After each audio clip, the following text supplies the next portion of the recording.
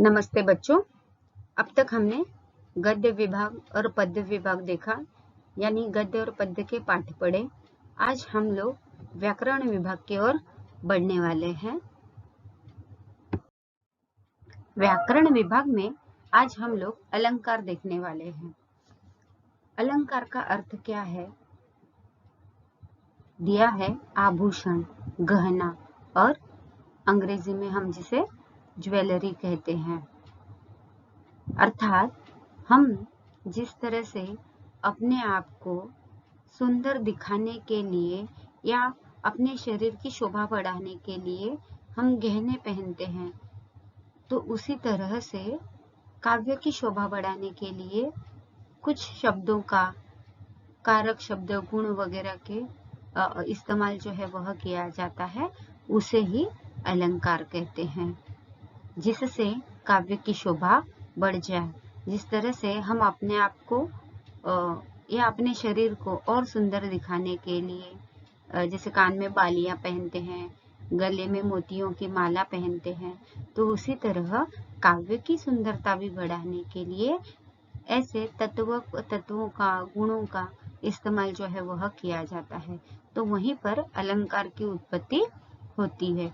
तो बच्चों, अब हम अलंकार की परिभाषा जो है वह देखते हैं। अलंकार की परिभाषा: काव्य की शोभा बढ़ाने वाले कारक, गुण, धन अथवा तत्व को अलंकार कहा जाता है। जिस प्रकार सुवर्ण आभूषणों से शरीर की शोभा बढ़ाती है, उसी प्रकार जिन साधनों से काव्य की सुंदरता में वृद्धि होती है, वहां अलंकार की उत्पत्ति होती है। कोई बात जो है हम कहना चाहते हैं काव्य के माध्यम से, उसे और अधिक प्रभावित करने के लिए जिन अलग शब्दों का वगैरह इस्तेमाल किया जाता है, वहां पर अलंकार की उत्पत्ति होती है। आशा करती हूँ कि आपको अलंकार की परिभाषा जो है, डेफिनेशन जो है वह समझ में आया होगा। अब हम आगे बढ़ते हैं। अलंकार के मुख्य 3 भेद होते हैं: शब्दालंकार, अर्थालंकार, उभयालंकार। तो 11वीं कक्षा के युवक भारती पाठ्यपुस्तक में हमने शब्दालंकार का अध्ययन किया है। बच्चों, हमने 11वीं कक्षा में जो है शब्दालंकार का अध्ययन किया है। यहाँ हम अर्थालंकार का अध्ययन जो है वह करेंगे। आज हम कौन सा अलंकार का अध्ययन करेंगे? अर्थ अलंकार का अध्ययन जो है वह हम करने वाले हैं। अभी इस अर्थ अलंकार के भी भेद है, जो अब हम आगे देखने वाले हैं। अर्थ अलंकार के जो भेद है, उसमें आता है रूपक, उत्प्रेक्षा, उपमा, दृष्टांत और अतिशयोक्ति। ये जो है अर्थ अलंकार के भेद है। तो आइए बच्चों, अब हम एक एक अलंकार की परिभाषा और उनके उदाहरण देखते हैं।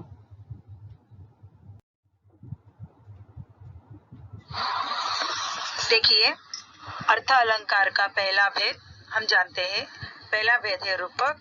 रूपक की परिभाषा देखो, जहाँ उपमेय में उपमान के भेद को समाप्त कर उन्हें एक कर दिया जाता है, अर्थात दोनों को एक रूप में मान लिया जाता है, वहाँ रूपक अलंकार होता है। मतलब यह है कि एक वस्तु के साथ दूसरी वस्तु को इस प्रकार रखना कि दोनों वस्तु अभिन्न मालूम हो या मालूम है, लेकिन दोनों में किसी भी प्रकार का अंतर दिखाई न पड़े, वह एक ही दिखे। अभी हम रूपक में जो 2 शब्द है उसका पहला अर्थ जानते हैं। पहला है उपमेय। उपमेय का अर्थ है जिसकी तुलना की जाती है, उसे उपमेय कहते हैं। क्या है उपमेय? मतलब जिसकी तुलना की जाती है उसे उपमेय कहते हैं। और उपमान का अर्थ है जिससे तुलना की जाए उसे उपमान कहते हैं। उपमान का अर्थ क्या है? जिससे तुलना की जाए उसे उपमान कहते हैं। देखो उदाहरण बताती हूँ। उसकी आंखें हिरण की आंखों की तरह है, यानी यहाँ पे हिरण की आंखें और उस व्यक्ति की आंखें एक दूसरे से क्या की यहाँ पे तुलना के तौर पे बताया गया, तो उसे रूपक कहा गया है। उदाहरण देखिए और अच्छी तरह से आपको समझ में आ जाएगा। पायो जी मैंने राम रतन धन पायो, यह पंक्तियां है। यह पंक्ति एक भजन है। मीराबाई ने कृष्ण और अपना नाता बताते हुए, रिश्ता बताते हुए यह पंक्ति बताई गई है। इस पंक्ति का अर्थ देखिए क्या है। कृष्ण की भक्ति में लीन रहने वाली मीराबाई कहती है कि मुझे तो राम रूपी बड़े धन की प्राप्ति हुई है। मेरे सद्गुरु ने कृपा करके ऐसी अमूल्य वस्तु भेंट की है कि मैंने पूरे मनोयोग से अपना मान लिया है या अपना लिया यानी स्वीकार कर लिया है। राम रूपी जो कुछ उसे अच्छा, जो कुछ अमूल्य वस्तु भेंट मिली है उसे मीराबाई ने क्या किया है? अपना लिया है। अभी दूसरा अब हम देखते हैं उपमा अलंकार। उपमा अलंकार का पहले हम लोग परिभाषा जान लेते हैं, फिर उसके बाद उदाहरण देखते हैं। परिभाषा यह है,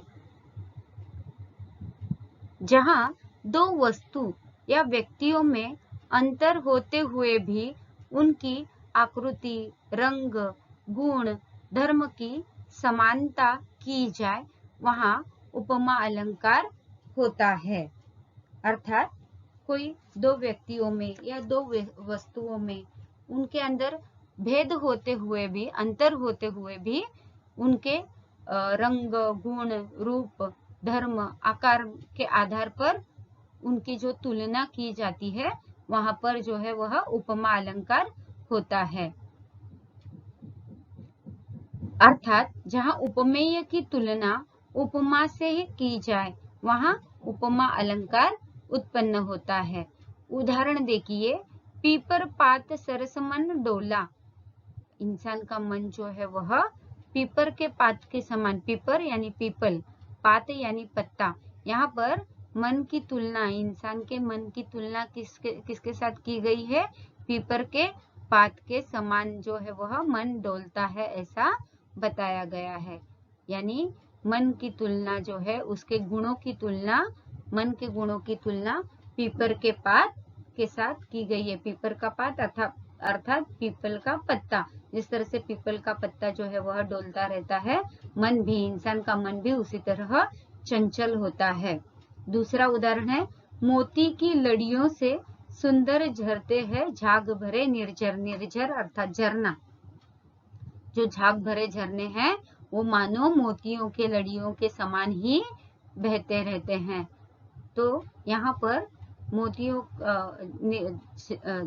जो झरना है उसकी तुलना जो है मोतियों के लड़ियों के साथ की गई है। तो यहाँ पर उपमा अलंकार जो है वह हमें दिखाई देता है।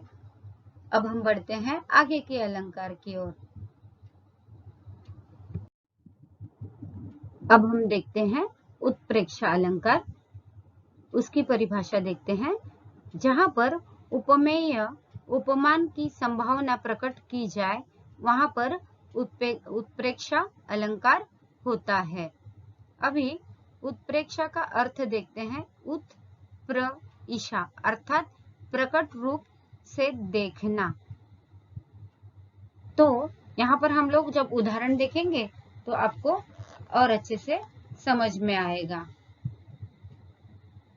उस क्रोध के मारे तनु उसका कांपने लगा, मानो हवा के जोर से सोता हुआ सागर जागा। तो कवि इस कविता के माध्यम से बता रहे हैं कि अर्जुन के क्रोध के मारे उसका शरीर जो है या उनका शरीर जो है वह कांपने लगा। किस तरह से? मानो हवा के जोर से सोता हुआ सागर जो है वह जागा। जिस तरह से सोया हुआ सागर जो है हवा के झोंके के साथ मानो उसकी बड़ी बड़ी लहरें जो है वो उठने लगे, उसी तरह अर्जुन के क्रोध के मारे उनका तनु जो है, शरीर जो है वह कांपने लगा। तो यह था उत्प्रेक्षा का उदाहरण। आशा करती हूँ आपको उत्प्रेक्षा अलंकार समझ आया होगा। अब हम बढ़ते हैं आगे की अलंकार की ओर। तो बच्चों, अब हम आगे का अलंकार देखते हैं, जो है दृष्टांत अलंकार। दृष्टांत का अर्थ है उदाहरण। क्या है दृष्टांत का अर्थ? उदाहरण। किसी बात की सत्यता प्रमाणित करने के लिए उसी ढंग की कोई दूसरी बात कही जाती है जिससे पूर्व कथन की प्रामाणिकता सिद्ध हो जाए, वहां दृष्टांत अलंकार होता है। कवि अपने कविता में, दोहों में जो है अपनी कही हुई बात की सत्यता बताने के लिए ऐसे उदाहरण जो है काव्य में, दोहों में दिया जाता है, तो वहां पर दृष्टांत अलंकार जो है वह होता है। अब हम कवि वृंद जी का ही एक दोहा ले लेते हैं उदाहरण के तौर पर।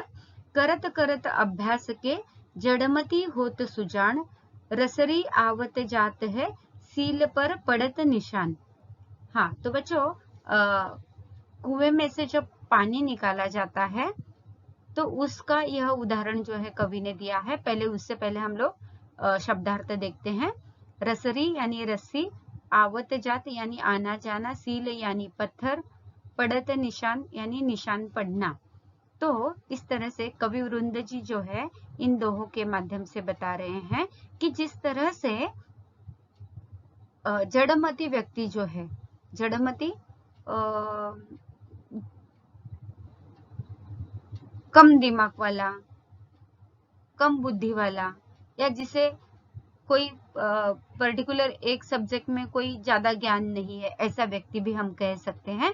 तो कभी यही बात बताने के लिए कि नियमित अभ्यास करने से, सतत या कंटिन्यू प्रयास जो है, अब एक ही बात का अगर हम रिपीट करके अगर अभ्यास करते हैं, पुनः पुनः उसे दोहराते हैं, एक ही अभ्यास को अगर हम दोबारा दोहराते हैं, तो जड़मती व्यक्ति भी सुजान हो जाता है। इस बात को उदाहरण के लिए उन्होंने बताया है, रसरी आवत जात है सील पर पड़त निशान। जिस तरह से कुएं में से पानी निकालते समय रस्सी जो है हम अंदर बाहर करते हैं, रस्सी अंदर फेंकना कुएं के अंदर, फिर खींचना, तो इस तरह से उस पत्थर पर यह रस्सी घिस घिस कर, आते जाते समय घिस घिस कर उस पत्थर पे भी निशान जो है वह बन जाता है। तो उसी प्रकार अगर जड़मती व्यक्ति भी अगर एक ही प्रयास बार बार वह कोशिश करता रहे, लगातार उस बात का वह अभ्यास करता रहे, तो वह क्या बन जाएगा? उसमें सुजान बन जाएगा। तो इसी तरह कवि वृंद जी ने इस दृष्टांत के माध्यम से रस्सी और कुआं, सील, पत्थर वगैरह के उदाहरण से हमें बताया है कि निरंतर कोशिश करने के बाद, सतत अगर हम उसे प्रयास करते हैं, उसका अभ्यास करते हैं, तो जड़मती व्यक्ति भी, कम बुद्धि वाला व्यक्ति भी, वह उसमें सुजान बन जाता है।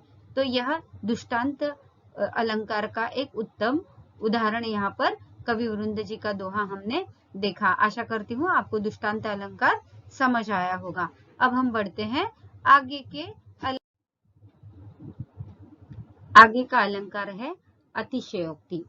अति का अर्थ ही है ज्यादा, कोई भी बात जो है वह बड़ा चढ़ाकर बताना, मतलब क्या है? अतिशयोक्ति। तो यहाँ पर अब हम अतिशयोक्ति अलंकार की परिभाषा जो है वह देखते हैं। जहाँ पर लोक सीमा अथवा लोक मान्यता का अतिक्रमण करके किसी विषय का वर्णन किया जाता है, वहां पर अतिशयोक्ति का अलंकार माना जाता है। अर्थात कोई भी बात जो है वह बड़ा चढ़ाकर कहना या उस बात की बड़ी बड़े डिंगे हाँकना, तो यह क्या है? वहां पर अतिशयोक्ति अलंकार जो है वह होता है। कोई भी बात जो है जितना हुआ है उससे भी ज्यादा बड़ा चढ़ाकर बताना, तो उसे ही अतिशयोक्ति अलंकार जो है वह कहा जाता है। अब हम उदाहरण देखेंगे तो आपको और अच्छे से समझ में आएगा। हनुमत की पूछ में लग न पाई आग, लंका सगरी जल गई, गए निशाचर भाग।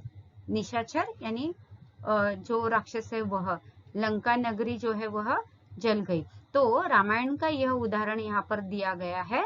हनुमत की पूछ में लग न पाई आग, लंका सगरी जल गई, गए निशाचर भाग।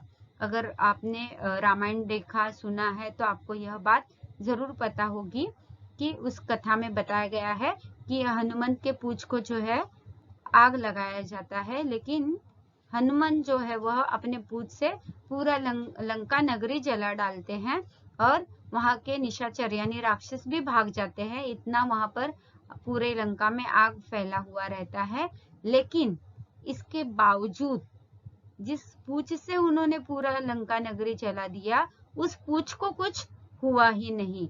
हनुमत की पूंछ में लग न पाई आग, इतना होने के बावजूद भी हनुमान के पूंछ में जो है, हनुमान जी के पूंछ में जो है वह आग लग ही नहीं पाई है। उसके बावजूद पूरी लंका नगरी जो है वह जल गई है और निशाचर भी भाग गए हैं। यानी यहाँ पर जो है अतिशयोक्ति का एक उत्तम उदाहरण जो है वह बताया गया है कि किस तरह से पूरी लंका नगरी जल गई और हनुमंत की पूंछ जैसे कि तैसे ही रह गई है। तो यह था एक अतिशयोक्ति का उत्तम उदाहरण। तो यहाँ पर हमने अलंकार के सारे भेद जो है वह आज देख लिए हैं। उम्मीद करती हूँ कि आपको यह सारे अलंकार जो है वह समझ में आए होंगे। अगर इससे कुछ किसी को कुछ दिक्कत है तो वह जरूर पूछ सकते हैं, उनका शंका निरसन जो है वह जरूर किया जाएगा। आशा करती हूँ अतिशयोक्ति के सारे भाग जो है वह आपको समझ में आए हैं। धन्यवाद।